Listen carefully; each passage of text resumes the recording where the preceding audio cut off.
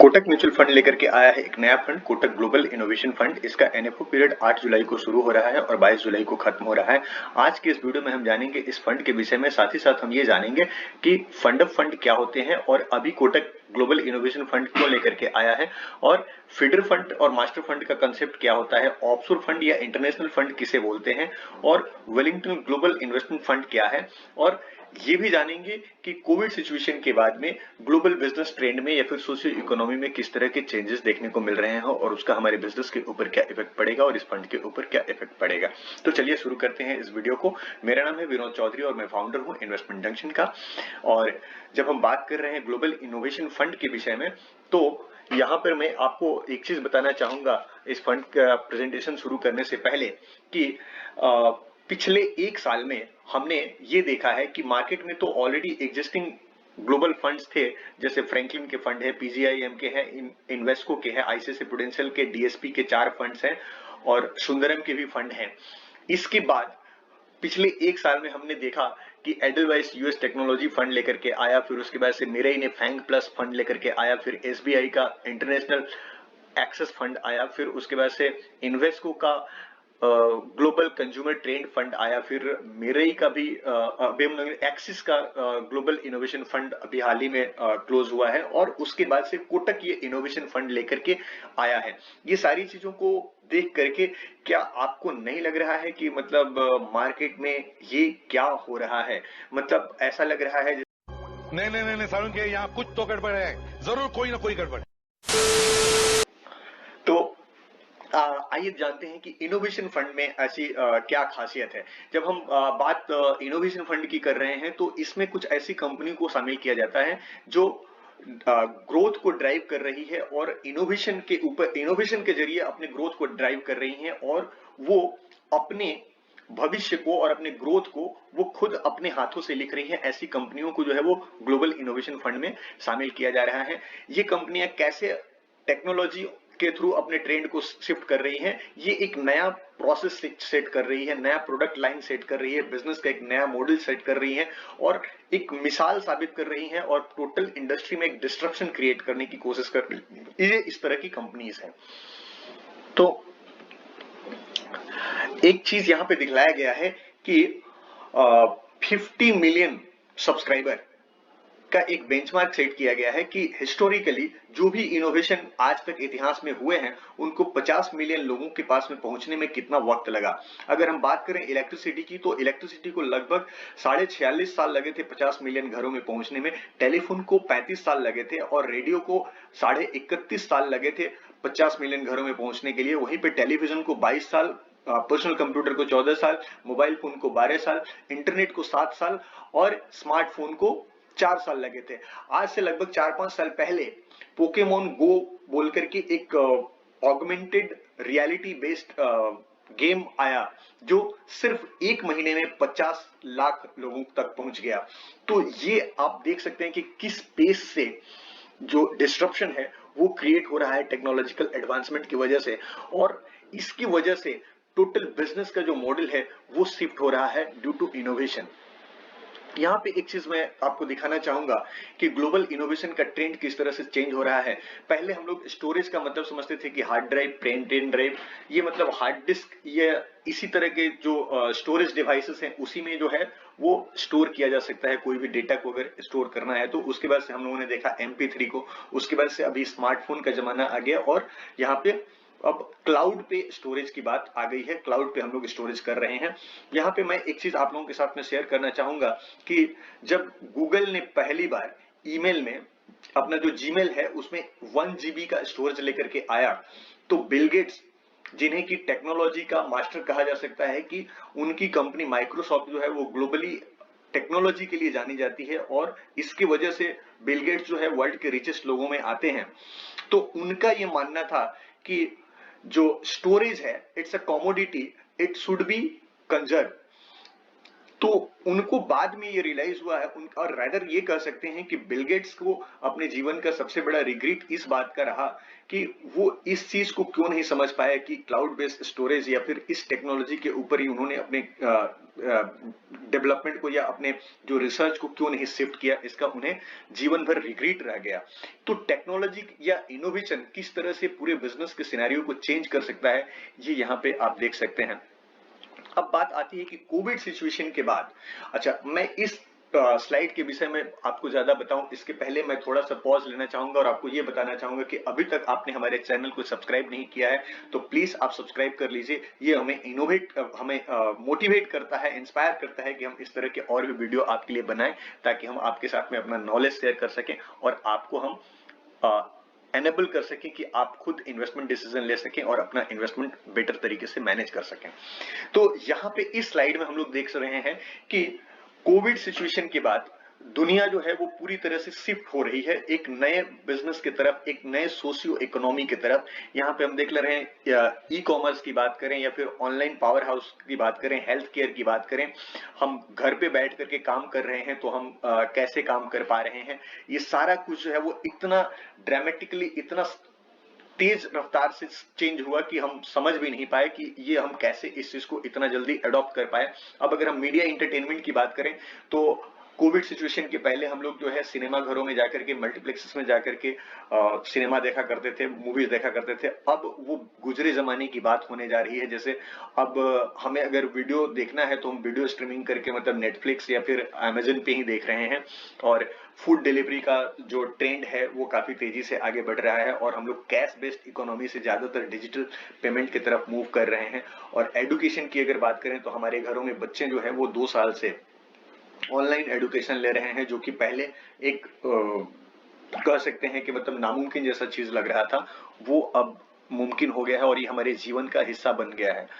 तो यहाँ पे हमें ये देखने की जरूरत है कि कोटक का ग्लोबल इनोवेशन फंड, जो कि एक फंड ऑफ फंड है, मैंने आपको बोला था कि फंड ऑफ फंड क्या होता है, इसके विषय में हम लोग चर्चा करेंगे, इसके विषय में हम जानेंगे। यहाँ पे आप जो राइट हैंड साइड में आप देख रहे हैं वेलिंगटन ग्लोबल इनोवेशन फंड, ये एक इंटरनेशनल फंड है जो अंडरलाइंग फंड है। और यहाँ पे आप देख रहे हैं ग्लोबल इनोवेशन, कोटक का ग्लोबल इनोवेशन फंड, ये एक फीडर फंड है। मतलब कोई भी इंडियन इन्वेस्टर अगर इस फंड में इन्वेस्ट करना चाहता है, अल्टीमेटली टारगेट उसका वेलिंगटन का ग्लोबल इनोवेशन फंड है, लेकिन वो पैसा दे रहा है कोटक को। तो कोटक ग्लोबल इनोवेशन फंड जो है वो एक फीडर फंड के तौर पर काम कर रहा है और वेलिंगटन ग्लोबल फंड जो है वो एक मास्टर फंड के तौर पर काम कर रहा है। और ये मास्टर फंड चूंकि ग्लोबली इन्वेस्ट करता है, इसीलिए इसका नाम इंटरनेशनल फंड है या फिर ऑफशोर फंड कह सकते हैं। और यहाँ पे कोटक का ग्लोबल इनोवेशन फंड इस पैसे को इंडियन इन्वेस्टर से कलेक्ट करके और मास्टर जो फंड है उसमें फीड कर रहा है, इसीलिए इसको फीडर फंड कहा जा रहा है और वेलिंगटन ग्लोबल इनोवेशन फंड को मास्टर फंड कहा जा रहा है। तो ये है मास्टर और फीडर फंड का कंसेप्ट। और साथ ही साथ मैंने आपको ये भी बता दिया कि ऑफशोर फंड या इंटरनेशनल फंड इसे क्यों कहा जा रहा है, क्योंकि ये ग्लोबली इन्वेस्ट करता है। अब यहाँ पे थोड़ा सा हम लोग ये जान लेते हैं कि वेलिंगटन मैनेजमेंट क्या है और वेलिंगटन का क्या प्रोफाइल है। यहाँ पे हम देख रहे हैं कि वेलिंगटन ग्लोबली 1316 बिलियन का एसेट्स मैनेज करता है और इनका प्रेजेंस लगभग 60 से भी ज्यादा कंट्रीज में है और इनके पास 896 इन्वेस्टमेंट प्रोफेशनल्स काम करते हैं। और इसके अलावा इनके पास 182 पार्टनर्स हैं जो अक्रॉस द 60 कंट्रीज बैठते हैं और इनके फंड्स को मैनेज करते हैं और इनका टोटल एक्सपीरियंस जो है वो फंड मैनेजमेंट का 17 सालों का है। अगर हम वेलिंगटन के केस के बारे में बात करें तो ये लोग ये मानते हैं कि जो कंपनी मेजर ट्रेंड को पकड़ेगी और ग्रोथ को पकड़ के चलेगी, इनोवेशन से अपने ग्रोथ को टारगेट करेगी, तो वो ग्लोबल जो साइकिल है उसको बीट करके अपने इंडिपेंडेंट ग्रो कर पाएगी। इनका जो स्ट्रेटजी है उसमें high conviction in investment approach है, long term perspective, investment in global across sector, और ये all type of market cap में इन्वेस्ट करेंगे, वो लार्ज कैप हो, मिड कैप हो, स्मॉल कैप हो, सभी तरह की कंपनीज में इन्वेस्ट करेंगे। और एक्सपीरियंस पोर्टफोलियो मैनेजमेंट टीम है इनका। अब यहाँ पे देखते हैं कि इनका इन्वेस्टमेंट का प्रोसेस क्या है। इन्वेस्टमेंट के प्रोसेस को यहाँ पे हम 4 क्वाड्रेंट्स में समझने की कोशिश करते हैं। पहला जो क्वाड्रेंट है वो आइडिया जनरेशन का है, दूसरा क्वाड्रेंट फंडामेंटल एनालिसिस का है और तीसरा क्वाड्रेंट पोर्टफोलियो कंस्ट्रक्शन और चौथा है वैल्यूएशन का।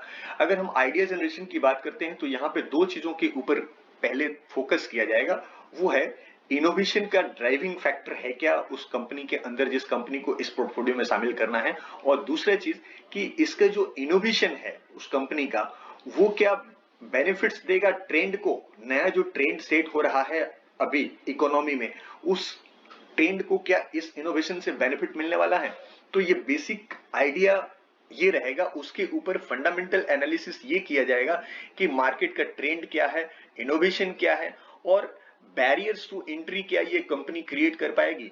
इसके विषय में हम लोग आगे के प्रेजेंटेशन में जानेंगे कि बैरियर्स टू एंट्री क्या है, रिस्क्स क्या है, इसके विषय में आगे जानेंगे। और पोर्टफोलियो कंस्ट्रक्शन की बात तब आएगी जब ये दो फिल्ट्रेशन के प्रोसेस से कोई भी कंपनी निकल करके आएगी, उसके बाद से पोर्टफोलियो कंस्ट्रक्शन की बात की जाएगी। पोर्टफोलियो कंस्ट्रक्शन जब किया जाएगा तो उसमें ये देखा जाएगा कि ये कंपनी किस कंट्री की है, किस सेक्टर की है और इसका थीम पोजिशनिंग क्या है, उसको मॉनिटर किया जाएगा।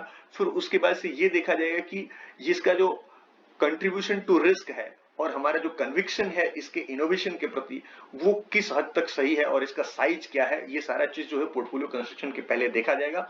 और उसके बाद से अगर वैल्यूएशन की बात करें तो वैल्यूएशन ना सिर्फ खरीदने के समय में ही देखा जाएगा बल्कि टाइम टू टाइम इसका रिव्यू भी किया जाएगा। तो वैल्यूएशन को देखा जाएगा कि इसका प्राइस टू इक्विटी क्या है, उसके बाद से इसका मार्केट साइज क्या है, इसका ग्रोथ का पोटेंशियल क्या है, लॉन्ग टर्म होराइजन में इसका ग्रोथ का पोटेंशियल क्या बन रहा है, ये सारा कुछ वैल्यूएशन फैक्टर में देखा जाएगा। तो ये चारों क्वाड्रेंट के बेसिस पर जो है वो कंपनीज का सिलेक्शन किया जाएगा। इसके बाद जो नेक्स्ट प्रोसेस होगा वो होगा फंडामेंटल एनालिसिस का, और फंडामेंटल एनालिसिस का भी इनका एक फ्रेमवर्क है, उसको ये लोग बोलते हैं TIBR framework. TIBR stands for trend, innovation, barriers, risks. अगर हम ट्रेंड की बात करें तो ट्रेंड में हम लोग पहले यहाँ पे ये स्टडी किया जाएगा कि क्या ये एक सेकुलर ग्रोथ क्रिएट कर पाएगा, स्ट्रक्चरल ग्रोथ डिलीवर कर पाएगा over a long period of time, और क्या ये कंपनी जो है वो अपना जो एग्जिस्टिंग मार्केट शेयर है उसको बढ़ा पाएगी और नए जो कस्टमर्स हैं उनको एक्वायर कर पाएगी, नया मार्केट शेयर एक्वायर कर पाएगी, और जिस सेक्टर में है उस सेक्टर में क्या ये डिस्ट्रप्शन क्रिएट कर पाएगी।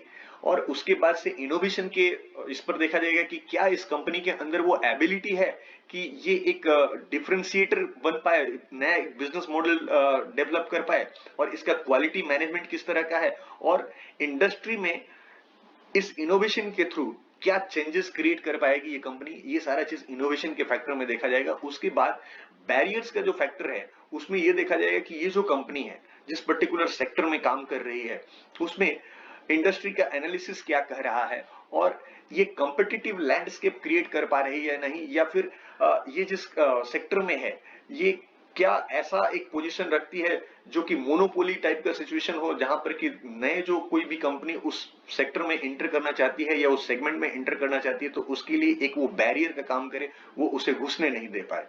और इसके बाद से हम लोग रिस्क को एनालिसिस करेंगे कि इस ट्रेंड को जिसके ऊपर ये कंपनी काम कर रही है उसमें क्या रिस्क इन्वॉल्व है, कहीं ऐसा तो नहीं है कि ये डिस्ट्रप्शन क्रिएट कर रही है लेकिन खुद ही डिस्ट्रप्ट हो जाए। तो ये सारा रिस्क फैक्टर के ऊपर उस कंपनी को एनालिसिस करके उसके बाद से उस कंपनी को इस पोर्टफोलियो में शामिल किया जाएगा। अब यहाँ पे बात आती है ESG की, नॉट ओनली TIBR, इसके बाद से ESG के ऊपर भी काफी माइन्यूटली इन कंपनीज को एनालिसिस किया जाएगा। जब बात ESG की आती है तो हमें समझने की जरूरत है कि ESG क्या है।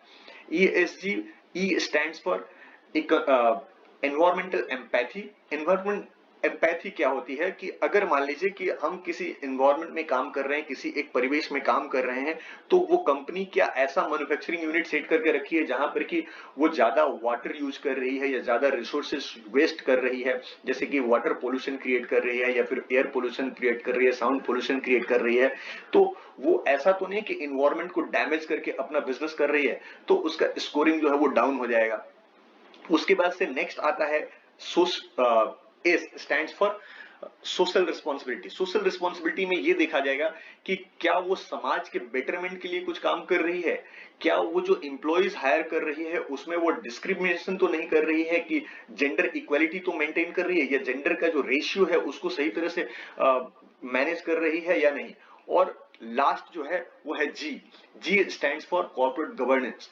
कॉर्पोरेट गवर्नेंस में ये देखा जाएगा कि जो कंपनी है जिस देश में काम कर रही है वहां का लॉ ऑफ लैंड को वो अच्छी तरह से फॉलो कर रही है कि नहीं, कहीं ऐसा तो नहीं है कि वो कुछ इलीगल एक्टिविटीज में इन्वॉल्व है या फिर कुछ ऐसा बिजनेस प्रोसेस कर रही है जो कि वहां का जो लॉ है वो उसको परमिट नहीं करता है। इसकी वजह से उस कंपनी को लिटिगेशन में जाना पड़ सकता है और लिटिगेशन में जाने से उस कंपनी का बहुत बड़ा डैमेज हो सकता है। तो इन सारी चीजों के लिए एक इनका इंटरनल जो है प्रोप्राइटरी रिसर्च टीम होगा जो कि इन हाउस होगा और वो इन सारी चीजों को देखेगा। अगर आप ईएसजी के विषय में विशेष कुछ जानना चाहते हैं तो मेरा एक वीडियो है आईसीआईसीआई प्रूडेंशियल ईएसजी फंड के ऊपर, प्लीज आप उस वीडियो का लिंक मैं यहाँ पे शेयर कर रहा हूं, आप उस वीडियो को भी देख लीजिएगा, आपको ईएसजी के विषय में विशेष जानकारी मिल जाएगी। मैं वीडियो को आगे बढ़ाता हूं, आगे हम लोग और भी कुछ जानते हैं इस फंड के विषय में। यहाँ पे देखते हैं कि इसका कंस्ट्रक्शन में रिस्क ओवरसाइट क्या है। इसमें आपका किसी भी एक पर्टिकुलर सेक्टर या किसी भी एक पर्टिकुलर कंपनी में 10% से ज्यादा पोजीशन नहीं रखा जाएगा। उसकी वजह से इंडस्ट्री और वेटेज का जो कंट्री का जो वेटेज है उसमें कोई बायस नहीं रहेगा, ये अनकंस्ट्रेंड है, ये कभी भी ज्यादा और कम किया जा सकेगा। साथ ही साथ मार्केट कैपिटलाइजेशन का भी कोई इसमें कैपिंग नहीं रखा जाएगा। लार्ज कैप, मिड कैप और स्मॉल कैप सभी तरह की कंपनीज में इन्वेस्टमेंट होगा और यहाँ पे कैश टिपिकली लेस देन 5% रखने की कोशिश किया जाएगा। ये फुल्ली इक्विटी में इन्वेस्ट किया जाएगा। फिर इसका जो स्टाइल होगा वो ग्रोथ बायस होगा, ये वैल्यू बायस नहीं होगा। यहाँ पे कोशिश ये किया जाएगा कि ज्यादा से ज्यादा ग्रोथ रिटर्न किया जा सके और उसके बाद से टर्नओवर का जो रेशियो होगा वो मॉडरेट होगा और नंबर ऑफ इक्विटी होल्डिंग जैसा कि मैंने बताया कि इसमें 40 से 70 स्टॉक्स शामिल किए जाएंगे और ईएसजी फ्रेम जैसा अभी हम लोग मैं बात कर रहा था कि ईएसजी फ्रेम को काफी स्ट्रिंजेंट तरीके से इसमें देखा जाएगा। उसके बाद से कंपनीज को सेलेक्ट किया जाएगा। इसके जो दो फंड मैनेजर होंगे, एक है आपके माइकल मैस्डिया। माइकल मैस्डिया का टोटल 23 साल का वर्क एक्सपीरियंस है और ये 12 सालों से वेलिंगटन फंड मैनेजमेंट में काम कर रहे हैं। और जो दूसरे फंड मैनेजर हैं वो है ब्रायन बारबेटा। इनका 14 साल का एक्सपीरियंस है और ये 8 साल से वेलिंगटन के साथ में जुड़े हुए हैं। अगर हम वेलिंगटन के रिसोर्सेज की बात करें तो वेलिंगटन के पास में 125 इक्विटी पोर्टफोलियो के मैनेजर और एनालिस्ट हैं और साथ ही साथ 20 ग्लोबल इक्विटी ट्रेडर्स हैं और 21 साल का ओवरऑल एक्सपीरियंस इन सभी टीम मेंबर्स का है। और इसके बाद से हम लोग देखते हैं कि ग्लोबल इनोवेशन फंड्स के एग्जांपल्स क्या हैं, कौन कौन से ऐसे सेक्टर हैं, कौन कौन से ऐसी कंपनीज हैं जो ग्लोबल इनोवेशन में काम कर रही है। तो यहाँ पे पहला कंपनी का एग्जांपल दिया जा रहा है जो रिन्यूएबल एनर्जी को लेकर के या काम कर रही है। रिन्यूएबल एनर्जी एक ऐसा ट्रेंड है जो एक मेजर शिफ्ट देखने को मिल रहा है कि पूरा वर्ल्ड जो है वो फ्यूल वेस्ट या फिर फोसिल्स फ्यूल्स से जो है वो ट्रांसफर हो रहा है, शिफ्ट हो रहा है, रिन्यूएबल एनर्जी की तरफ जा रहा है। तो हम यहाँ पे एक चीज देख रहे हैं कि रिन्यूएबल एनर्जी जो है या फिर सोलर एनर्जी की अगर हम बात करें तो सिर्फ 1% सोलर एनर्जी जो है वो आज के डेट में कंज्यूम होता है और ये कंजम्पशन जो है वो 25% के रेट से बढ़ रहा है ईयर ऑन ईयर। और इस हिसाब से अगर देखा जाए तो आने वाला 15 ईयर्स में 80% जो पावर सप्लाई होगा that is going to be from solar power. और यहाँ पे इनोवेशन का अगर हम बात करें तो कैडमियम टेलुराइड से एक ऐसा ऐसा कुछ ये सेल डेवलप किया गया है जिसकी वजह से ये लो कॉस्ट बैटरीज तैयार कर पा रहे हैं और इसकी वजह से ये एक बहुत बड़ा चेंज क्रिएट कर पाएंगे कि मतलब जिसकी वजह से कि आप इसका प्रोडक्शन जो है बैटरीज का प्रोडक्शन काफी सस्ता होगा और ये एक इनोवेशन बहुत बड़ा बेंचमार्क सेट कर सकता है। और साथ ही साथ इसमें बैरियर्स ये इस तरह से क्रिएट कर पाएंगे कि इसका जो स्केल है इसको लार्ज स्केल में करना होगा। तो नए जो एंट्रेंट हैं उनके लिए ये बड़ा ही मुश्किल और कॉम्पिटिटिव हो जाएगा कि वो नए एंट्रेंट इसमें शामिल नहीं हो पाएंगे। और इसमें रिस्क ये हो सकता है कि जैसे अलग अलग कंट्री जो है वो अलग अलग तरह से सब्सिडीज देती है और उनका जो ट्रेड पॉलिसीज है गवर्नमेंट की वो अलग अलग होती है, तो यहाँ पे उनका ट्रेड पॉलिसी एक रिस्क फैक्टर हो सकता है कि कभी भी कोई कंट्री का सब्सिडीज रिमूव कर सकता है या फिर उनका ट्रेड पॉलिसी चेंज हो सकता है। That can be a risk factor. इन चीजों को ध्यान में रखना होगा अगर यहाँ पे इन्वेस्ट किया जाएगा तो। इसके साथ आप लोग हम देख सकते हैं कि हम स्विगी और जोमेटो ने किस तरह से हमारे फूड डिलीवरी सिस्टम में एक डिसरप्शन क्रिएट किया है और एक नया ट्रेंड सेट कर दिया है। इसके अलावा global leader in online dating, यहाँ पर भी टेक्नोलॉजी और इनोवेशन ने काफी डिसरप्शन क्रिएट किया है। उसकी वजह से हम अगर पेमेंट की बात करें तो इसमें हम देख रहे हैं कि एक लैटिन अमेरिकन लैटिन का एक ये है पेमेंट का सिस्टम, इसमें काफी कुछ अगर डिजिटल पेमेंट और ये सब में डिस्ट्रप्शन क्रिएट कर रहे हैं लोग। यहाँ पे एक एग्जांपल दिया जा सकता है नाइकी का, कि नाइकी आज तक जो है ब्रिक एंड मोर्टार बेसिस पर ही अपने बिजनेस को रन करता था। उनके शोरूम से हम लोगों को कोई भी अगर स्पोर्ट्स वियर खरीदना है तो आपको शोरूम में जाना पड़ता था, और मेनली नाइकी अपना ब्रांड सेट कर पाया था ड्यू टू शूज। लेकिन अभी नाइकी जो है वो इनोवेशन किया है, वो एपरल्स भी बना रहे हैं, स्पोर्ट्स वियर बना रहे हैं, और ये लोग सोशल मीडिया में जबरदस्त मार्केटिंग कर रहे हैं जिससे इनका बेटर कवरेज मिल रहा है। और ये ब्रिक्स एंड मोर्टार से डिजिटल प्लेटफॉर्म पर आ रहे हैं, ई कॉमर्स पे आ रहे हैं, और अपने जो भी प्रोडक्ट्स हैं उनको ये लोग ई कॉमर्स के थ्रू बेचने की कोशिश कर रहे हैं। तो ये एक बैरियर क्रिएट कर पा रहे हैं लार्ज मार्केट शेयर को एक्वायर करके, कि जो नए इंट्रेंट है उनके लिए यहाँ पे इंटर कर पाना बड़ा ही मुश्किल हो जाएगा। अब यहाँ पे अगर हम रिस्क फैक्टर की बात करें तो ये देखने की बात है कि फास्ट मूविंग कंज्यूमर डिमांड जो है वो बड़ा तेजी से शिफ्ट हो सकता है, तो ये एक चैलेंज का विषय हो सकता है इसके लिए। और दूसरा चीज है कि रिन्यूएबल एनर्जी की फाइनेंसिंग के ऊपर भी एक नया ट्रेंड देखने को मिल रहा है, वो चीज यहाँ पे दिखाया गया है। उसकी वजह से एक चाइनीज टेक्नोलॉजी कंपनी जो मतलब टोटल फाइनेंशियल टेक्नोलॉजी के ऊपर इस तरह का मैंने चेंज लेकर के आई है, ये एक बहुत बड़ा इनोवेशन का ये है। और कंक्लूड करते वक्त हम ये देख सकते हैं सारी चीजों को, यहाँ पे हम ये कंक्लूड कर रहे हैं कि ऑटोमेशन का जो इवोल्यूशन हम लोग देख रहे हैं वो है कि जैसे मैंने फोसिल फ्यूल की बात कर रहा था कि फोसिल फ्यूल से पूरा वर्ल्ड जो है वो शिफ्ट हो रहा है रिन्यूएबल एनर्जी की तरफ, तो यहाँ पे इलेक्ट्रिक व्हीकल्स की बात आ रही है, बैटरी की बात आ रही है, और हम लोग बात कर रहे हैं ड्राइवरलेस कार के विषय में। तो ये एक शिफ्ट देखने को मिल रहा है। तो जो कंपनी इस तरह के ऑटोमेशन से जुड़ी हुई है, ऑटोमोबाइल इंडस्ट्री से जुड़ी हुई है, उनको इसमें शामिल किया जाएगा। फिर उसके बाद से कनेक्टेड वर्ल्ड, आज तक हम लोग एडवर्टीजमेंट की दुनिया में देख रहे थे कि वो प्रिंट मीडिया में एडवर्टीजमेंट होता था या फिर टीवी मीडिया में एडवर्टीजमेंट होता था। अभी सारा जो भी एडवर्टीजमेंट हो रहा है वो सोशल मीडिया पे एडवर्टीजमेंट हो रहा है, और वो मोबाइल के थ्रू हम लोग एडवर्टीजमेंट के साथ में कनेक्ट हो पा रहे हैं। क्लाइमेटिक चेंज की वजह से रिन्यूएबल एनर्जी की तरफ ज्यादा फोकस जा रहा है, तो ये एक ट्रेंड शिफ्ट हम लोगों को देखने को मिल रहा है। डेमोक्रेटाइजेशन इन फाइनेंस के मामले में जिस तरह से डिजिटल बैंकिंग और स्मार्ट बीटा इन्वेस्टिंग और शिफ्ट हो रहा है, मतलब बैंकिंग का जो भी काम आपको करना है आप सारा कुछ जो है वो अपने मोबाइल से कर पा रहे हैं। तो ये एक मेजर ट्रेंड हो रहा है, शिफ्ट हो रहा है, और बहुत सारे फिनटेक और स्टार्टअप कंपनी जो है वो इस स्पेस में आ रही है। अब यहाँ पे रिटेल की बात करें तो रिटेल में भी एक मेजर चेंज देखने को मिल रहा है, blurring of offline and online. Offline और ऑनलाइन का ब्लरिंग करने का मतलब है कि अभी तक जैसे कि हम लोग शॉपिंग करते थे ब्रिक एंड मोर्टार बेसिस में, तो वहां पे क्या होता था कि हम शोरूम में गए या फिर कहीं पर भी कोई चीज खरीदने के लिए गए तो वहां पे हम चीजों को देखते थे और उठा करके खरीद करके लेकर के आते थे और पेमेंट कैश में करते थे। जबकि ऑनलाइन में क्या है कि हम चीजों को ऑर्डर करते हैं, ऑनलाइन पेमेंट करते हैं और चीजें हमारे घर पे आती हैं। जब इसको ब्लरिंग करने की बात आ रही है तो इसका मतलब ये हुआ कि हम ब्रिक एंड मोर्टार बेसिस में जिस तरह से कैश पेमेंट करते थे उसी तरह से हम ऑनलाइन जो चीजों को खरीद रहे हैं उसका पेमेंट अगर हम ऑफलाइन कर रहे हैं, मतलब कैश ऑन डिलीवरी कर रहे हैं, तो ये दोनों एक्सपीरियंस को एक साथ मिक्स कर देना, ये ब्लरिंग ऑफ ऑफलाइन ऑनलाइन हुआ। कंज्यूमर एक्सपीरियंस और प्रेफरेंस जो है वो मायने रख रहा है आज के इस ट्रेंड में, न कि थिंग्स। मतलब कोई चीज अगर आप बनाते हैं, जैसे अगर आपने मोबाइल बनाया तो उस मोबाइल का इंपॉर्टेंस उतना ज्यादा नहीं है जितना कि उस मोबाइल को यूज करके एक जो अल्टीमेट एंड यूजर है उसका जो एक्सपीरियंस उसे मिला, that is more important rather than the things. तो यहाँ पे ये देखने की बात है कि उसको डिलाइटनेस कितना मिल रहा है, उसको खुशी कितना मिल रही है, उसको आप कितना बेटर सर्विसेज प्रोवाइड कर रहे हैं।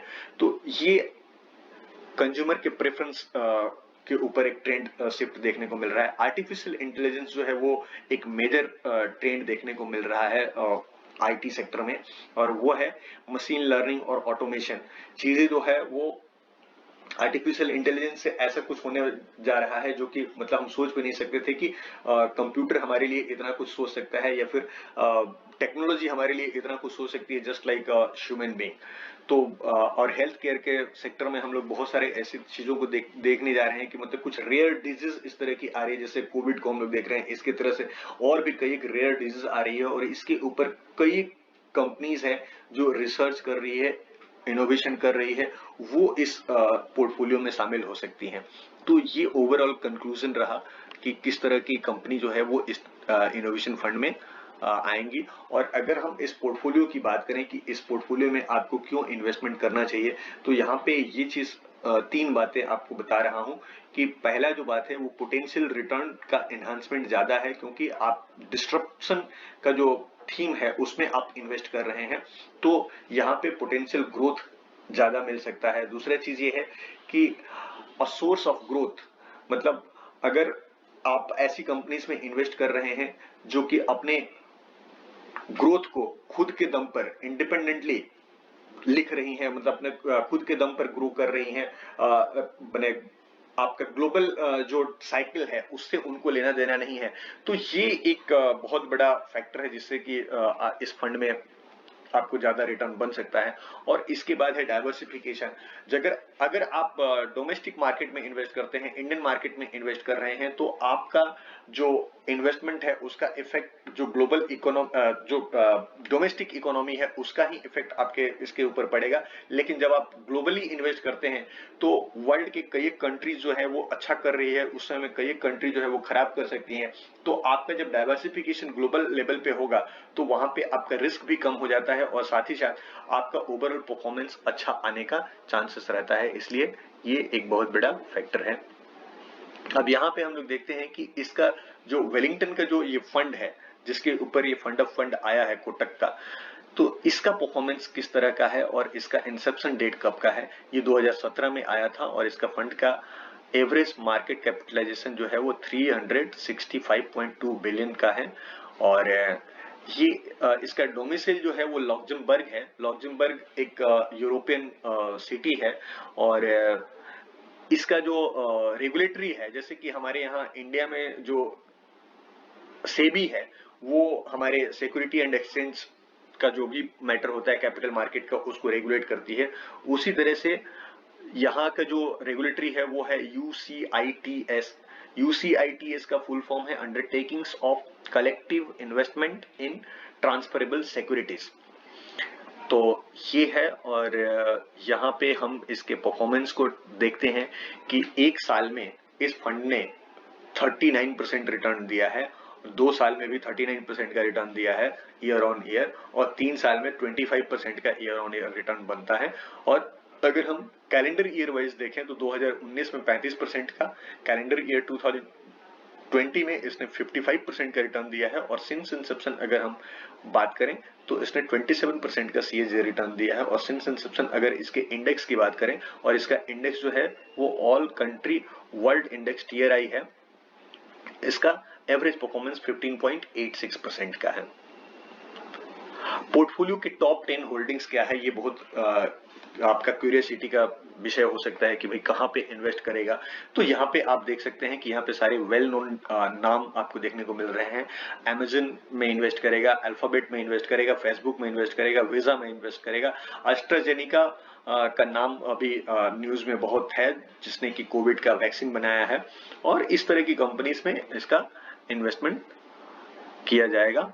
और यहाँ पे अगर हम एलोकेशन की बात करें अक्रॉस द इंडस्ट्री, इसका डिस्ट्रीब्यूशन की बात करें, तो हम ये देख रहे हैं कि इंफॉर्मेशन टेक्नोलॉजी में सबसे ज्यादा इस यहाँ पे इन्वेस्टमेंट है, 26% इंफॉर्मेशन टेक्नोलॉजी में है। कंज्यूमर डिस्क्रिशनरी में 20% है, और कम्युनिकेशन सर्विसेज में 19% का है। और अगर हम रीजन वाइज डिस्ट्रीब्यूशन की बात करें तो नॉर्थ अमेरिका में ही सिर्फ 73% का एलोकेशन है, और इमर्जिंग मार्केट यानी कि इंडिया या फिर इस तरह के जो छोटे डेवलपिंग कंट्रीज है वहां पे 14% का इन्वेस्टमेंट है, यूरोप में 10% का इन्वेस्टमेंट है। और थीम इसकी स्कीम के फीचर्स की अगर हम बात करें तो जैसा कि आप नाम जानते हैं कि इसका नाम है ग्लोबल फंड ऑफ फंड। इसमें आप अगर रिडीम्शन करते हैं तो T+6 में आपका पैसा रिडीम होकर के वापस आता है। जैसे नॉर्मली अगर आप कोई भी इक्विटी फंड से रिडीम्शन करते हैं तो T+3 में आपका पैसा आपके अकाउंट में आता है। यहाँ पे पे आउट डेट T+6 होगा, और इसका जो ओवरऑल एक्सपेंस रेशियो है वो 2.25 का है। एंट्री लोड तो नील है। एग्जिट लोड कुछ इस तरह से होगा कि एग्जिट लोड आप 1 साल तक अगर पैसा रखते हैं तो यहाँ पे उसके बाद से अगर रिडीम करते हैं तो आपको कोई एग्जिट लोड नहीं देना पड़ेगा। विद इन 1 ईयर आपको 1% एग्जिट लोड देना पड़ सकता है। वैसे तो इसके जो वेलिंगटन के फंड मैनेजर्स हैं वो इस फंड को मैनेज करेंगे। इसके अलावे डोमेस्टिकली इस फंड को मैनेज करेंगे अर्जुन खन्ना, और इसमें SIP और STP भी किया जा सकता है। टैक्सेशन की अगर बात करें तो ये फंड वैसे तो इक्विटी में इन्वेस्ट कर रहा है, प्योर इक्विटी फंड है, लेकिन इंटरनेशनल इक्विटी में फंड कर रहा है, फंड इन्वेस्ट कर रहा है, इसीलिए इसका टैक्सेशन जो है वो हमारे यहाँ इंडिया में डेट स्कीम का टैक्सेशन जैसा होगा। और अगर हम इसके लेबलिंग की बात करें कि प्रोडक्ट की लेबलिंग कैसी है, ये कैसा फंड की कैटेगरी में इसको कंसीडर किया जाएगा, तो चूंकि ये इक्विटी फंड है और ऑफशोर फंड है, इंटरनेशनली इन्वेस्ट कर रहा है, तो ये वेरी हाई रिस्क वाला फंड में आएगा, क्योंकि यहाँ पे रिस्क भी ज्यादा है तो रिटर्न भी ज्यादा आएंगे। तो ये है ओवरऑल इसका रिव्यू और presentation. Thanks for watching this video. इस चैनल को लाइक करना, कमेंट करना और क्वेश्चन पूछना मत भूलिएगा। आपका लाइक करना, कमेंट करना और सब्सक्राइब करना हमें मोटिवेट करता है, इंस्पायर करता है कि हम आपके लिए और इस तरह के वीडियो लेकर के आए, ताकि हम आपके नॉलेज को एनहांस करें और आपको एक बेटर इन्वेस्टर और एक नॉलेजेबल इन्वेस्टर बना सके। Thanks for watching this video.